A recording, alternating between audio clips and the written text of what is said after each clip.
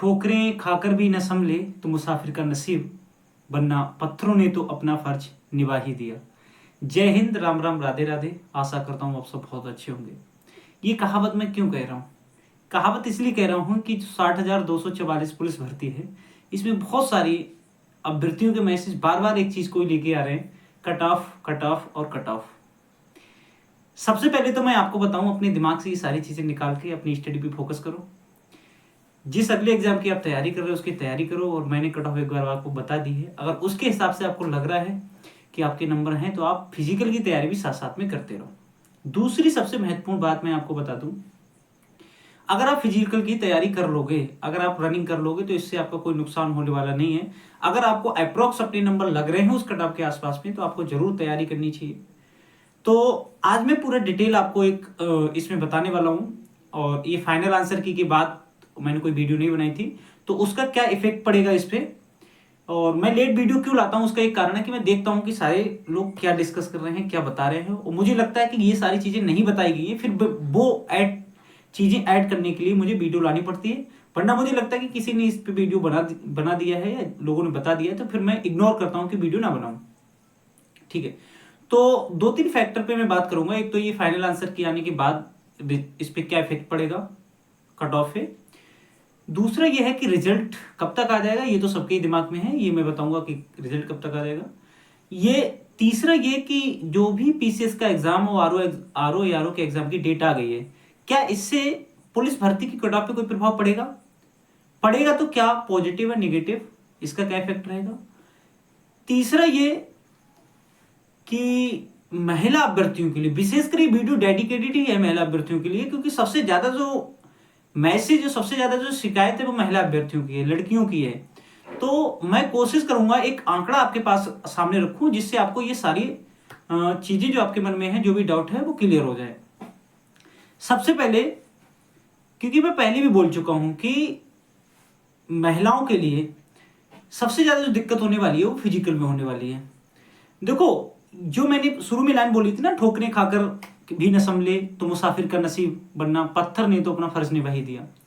आप जरूरी नहीं है कि सारा काम करके ही देखो, आप दूसरे के अनुभव से या पिछले जो आंकड़े होते हैं उस हिसाब से थोड़ी कुछ सीख लिया करो। क्योंकि पिछली दोनों जो भर्ती थी, 2018-2019 की जो पुलिस भर्ती थी, उसमें एक अच्छा खासा समय मिला था अभ्यर्थियों के लिए फिजिकल के लिए। इसमें आप कहेंगे कितना समय मिल रहा है, तो हकीकत यह है कि इस भर्ती में मात्र 15 दिन का समय मिल रहा है। आप कहोगे सर कैसी बात करें, मैं सही बात बता रहा हूं।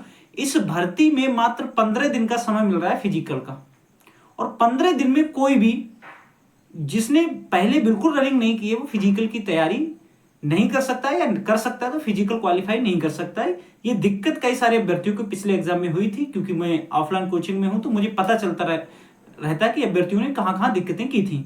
बहुत सारे बच्चे दिल्ली पुलिस में इसी वजह से बाहर हुए थे, बहुत सारे बच्चे एसएससी जीडी में भी बाहर हुए इसी वजह से, और बहुत सारे बच्चे सीपीओ एसआई में इसी वजह से बाहर हुए फिजिकल में।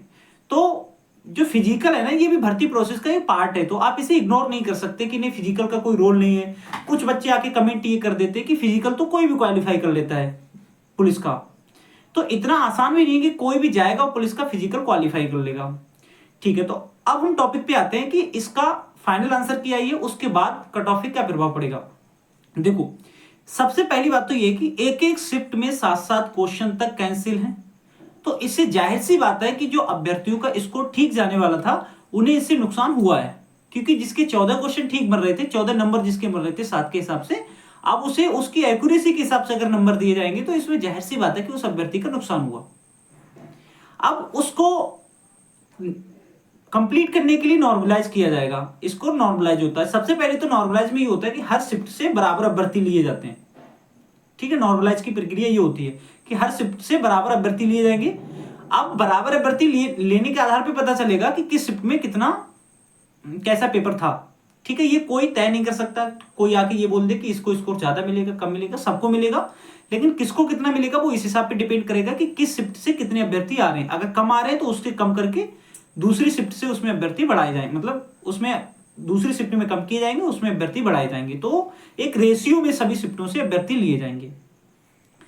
अब मैं बात करता हूं महिला अभ्यर्थियों की। देखो, पहली बात तो लड़कों के लिए भी रनिंग में बहुत ज्यादा दिक्कत होती है, महिलाओं की तो इस बार मुझे जहां तक लग रहा है कि 2 मेरिट लगेंगे ही लगेगी, और मुझे लगता है कि ऐसा ना हो कि 3 मेरिट लगानी पड़े वैकेंसी भरने के लिए। इतना ज्यादा एकदम से दिक्कत होने वाली है फिजिकल में। उसके कई सारे कारण हैं, क्योंकि जिन बच्चों का स्कोर बहुत बढ़िया था, जो 200 प्लस वाले जो भी बच्चे हैं स्कोर में, या 210 प्लस वाले जो भी बच्चे हैं, वो बच्चे हैं जो तैयारी या तो पीसीएस, आरओ या यूपी ट्रिपल एससी किसी एग्जाम की कर रहे थे। अब आप अपने आसपास में हकीकत ये देखना कि जो भी बच्चे पीसीएस की या आरओ की तैयारी कर रहे थे, क्या उन्होंने पुलिस का एग्जाम नहीं दिया? तो आपको पता चलेगा ऐसे बहुत सारे बच्चे थे जिन्होंने पुलिस का एग्जाम दिया था, और वो आरओ या पीसीएस की या यूपी ट्रिपल एससी की तैयारी कर रहे थे। अब सेम डेट में जिसमें आपका फिजिकल हो रहा है, उसी डेट में उनका प्री का एग्जाम में दिसंबर में आरओ प्री भी है, पीसीएस प्री भी है। तो जो बच्चे अब तक कोशिश कर रहे थे कि हम तैयारी कर लेंगे, पहली बात तो वो बच्चा होता है, पढ़ाकू टाइप का बच्चा होता है, जो बैठा बैठा पढ़ता रहता है, लेकिन फिजिकल में थोड़ी सी दिक्कत होती है। सब नहीं होते, कुछ परसेंट बच्चे फिजिकल भी कर लेते हैं, लेकिन जिन बच्चों का स्कोर बहुत बढ़िया होता है और जो किसी बड़े एग्जाम की तैयारी कर रहे होते हैं, उनके ज्यादातर उन बच्चों को दिक्कत होती है किसमें? फिजिकल में।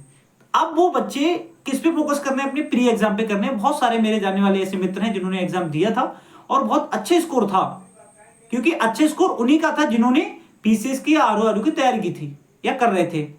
अब वो क्योंकि एकदम से अचानक से डेट आ गई, जिसको धरना प्रदर्शन भी चल रहा है उसका, तो अब वो लोग उधर फोकस कर रहे हैं, क्योंकि आपको पता है कि ये बड़े एग्जाम है, तो 1-2 घंटे पढ़ने से कुछ नहीं होगा। लास्ट मोमेंट में बहुत ज्यादा रिवीजन करना पड़ता है।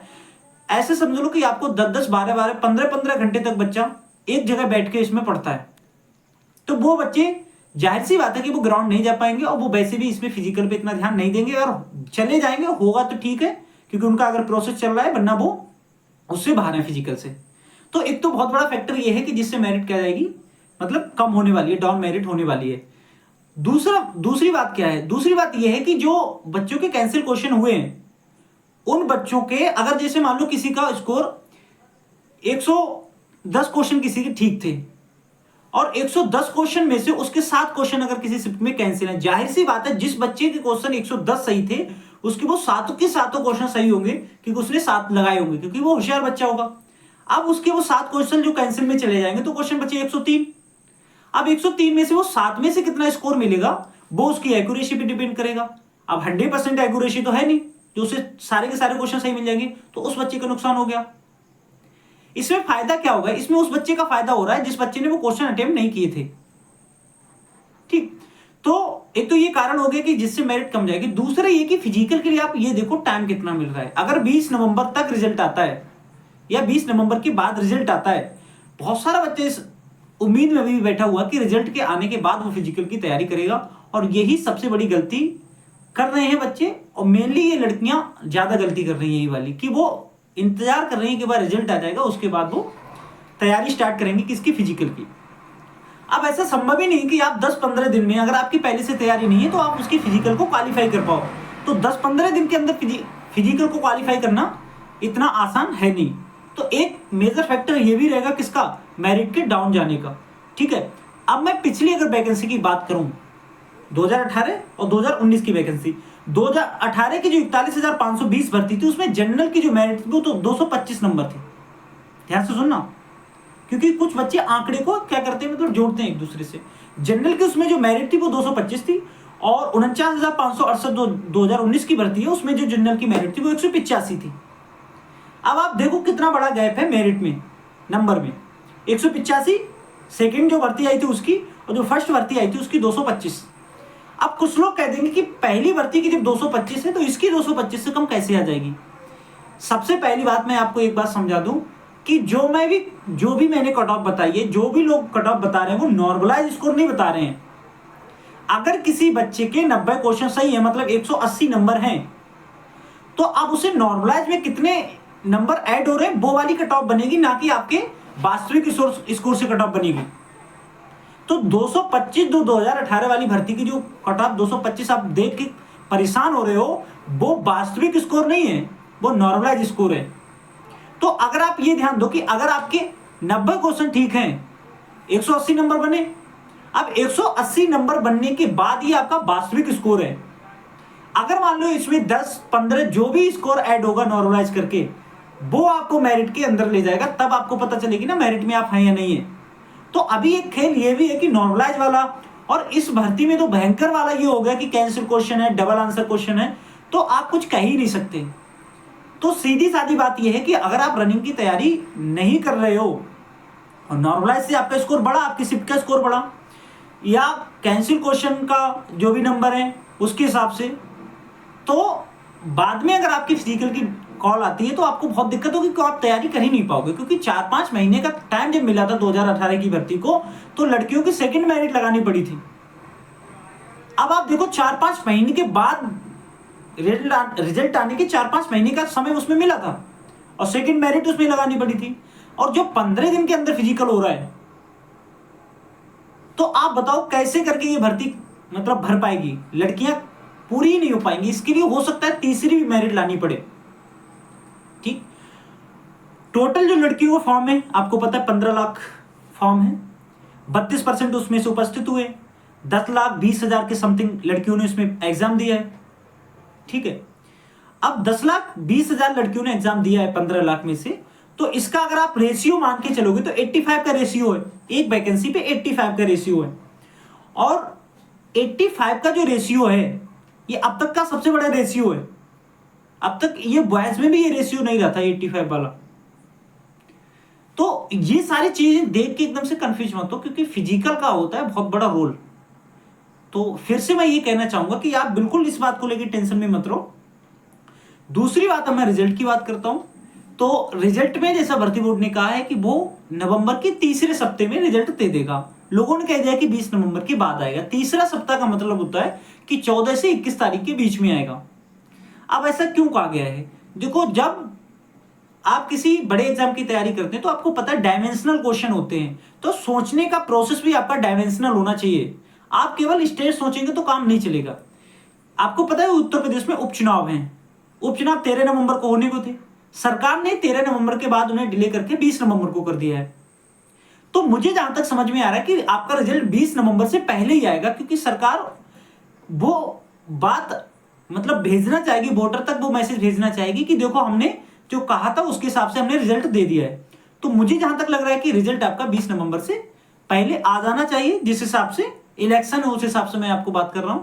और वैसे भी आपका नवंबर में रिजल्ट आ जाएगा, और दिसंबर में अगर आपका फिजिकल का कॉल है तो आप समझ लो कि 15 दिसंबर से आपके फिजिकल स्टार्ट हो जाएंगे, क्योंकि ग्राउंड्स पे कई जगह काम होना शुरू हो गया है। तो इसमें आपको समय कितना मिल रहा है? समय मिल रहा है मुश्किल से 15-20 दिन का। तो इस चीज को समझो।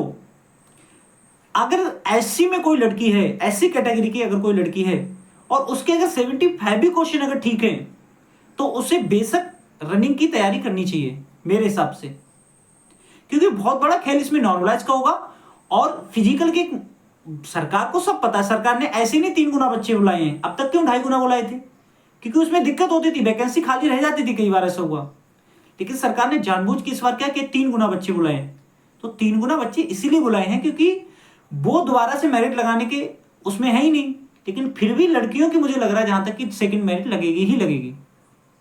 तो आप अपनी तैयारी आपकी चल ही रही है, अगर आप सुबह में 1-2 घंटे निकाल के अगर रनिंग कर भी रहे हो तो इसमें आपका बहुत बड़ा कोई डाउनफॉल या बहुत बड़ी दिक्कत होने वाली नहीं है। दूसरी है, कुछ बच्चे केवल इस वजह से रनिंग नहीं कर रहे हैं कि अगर मान लो पता चल जाएगा लोगों को कि ये फिजिकल की तैयारी कर रहा था, इसका नंबर नहीं आया, तो बहुत ज्यादा उन्हें इस बात को लेके अरे समाज क्या कहेगा। देखो, समाज यही कहेगा कि अगर आपने पुलिस की भी वैकेंसी है, कांस्टेबल की, अगर आप भर्ती हो भी गए तो बाद में समाज यही कहेगा क्या ही है, कांस्टेबल ही तो है। तो समाज को तो वैसे भी कहना है, तो आप चुपचाप, जरूरी थोड़ी है किसी को बताना है, चुपचाप सुबह उठ के जाओ, रनिंग करो, रनिंग करने के बाद आराम से अपनी पढ़ाई करो जैसी आपकी चल रही है। कॉल आ जाता है, बहुत बढ़िया बात है। तो जिनका भी कम स्कोर है उन्हें ये सारे फैक्टर देखने चाहिए, और कोई ये नहीं चाहता कि मतलब आपका उसमें, क्योंकि जिसके नंबर ठीक ठाक हैं या जिसके बॉर्डर पे नंबर है वो तो चाहते हैं कि जो कम नंबर वाले हैं, जो अच्छे नंबर है हमसे अच्छे, वो फिजिकल की तैयारी ना करें, तभी तो वो बाहर होंगे, तभी तो मेरिट डाउन होगी। तो इस चीज को बिल्कुल दिमाग से निकाल दो, रनिंग की तैयारी चुपचाप करो, क्योंकि समय बहुत ज्यादा नहीं है, ठीक है। और वो कहते हैं ना कि कुछ ना करने से पछताने से अच्छा है कुछ करके पछताओ। तो कुछ करके पछताओगे तो कोई दिक्कत वाली उसमें बात नहीं है, ठीक है। ये सोचो मत कि कौन क्या कहेगा, कोई कुछ नहीं कहेगा, ठीक है, आपका भविष्य है, आप अपने हिसाब से तय करेंगे। इसलिए मैंने सबसे पहले आपको कहावत सुनाई थी कि अगर ठोकर खा के भी ना संभले तो मुसाफिर का नसीब, वरना पत्थरों ने तो अपना काम कर ही दिया है। तो कम से कम ठोकर खाने के बाद, क्योंकि बहुत सारे लोग इस तरह से बाहर हुए हैं, तो उस चीज से थोड़ा बहुत सीखो। ठीक है, तो ये मैसेज था, क्योंकि गर्ल्स के सबसे ज्यादा मैसेज थे। तो अगर 75 ऐसी में किसी लड़की के नंबर हैं तो मेरे हिसाब से उसे रनिंग की तैयारी करनी चाहिए। बाकी 5-5 2-2 क्वेश्चन आप ऐड करके अपना देख लो। जैसे मान लो ओबीसी में अगर 80 भर रहे हैं तो ठीक है, जनरल में 85 के आसपास भर रहे हैं तो ठीक है। दूसरा ये कि बहुत सारे बच्चे कहते हैं कि इतना गैप होता है, उतना गैप होता है। इतना बड़ा गैप नहीं होता कि हर कैटेगरी में पढ़ने वाले बच्चे हैं। तो ये दिमाग से निकाल दो कि इस कैटेगरी की वैकेंसी में बहुत बड़ा या कट ऑफ में बहुत बड़ा डिफरेंस होने वाला है। ठीक है, खुश रहो, स्वस्थ रहो, मस्त रहो, ख्याल रखो अपना और अपनों का। इसी के साथ जय हिंद, इंकलाब जिंदाबाद।